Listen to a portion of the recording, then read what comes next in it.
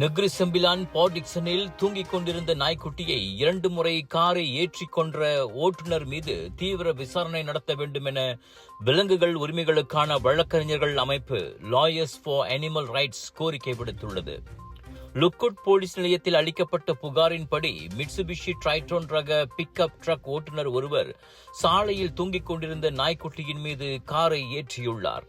பின்னர் காரை பின்னோக்கி எடுத்து மீண்டும் அதே நாய்க்குட்டியின் மீது ஏற்றி அதை கொடூரமாக கொன்றுள்ளார்.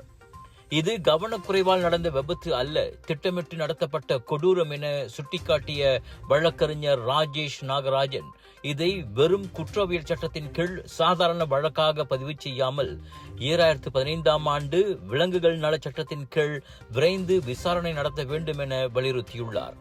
சிசிடிவி காட்சிகள் மற்றும் தடயங்களை விரைவாக சேகரித்து சம்பந்தப்பட்ட ஓட்டுநரை கைது செய்து கடுமையான நடவடிக்கை எடுக்க வேண்டும் எனவும் அவர் வலியுறுத்தினார்.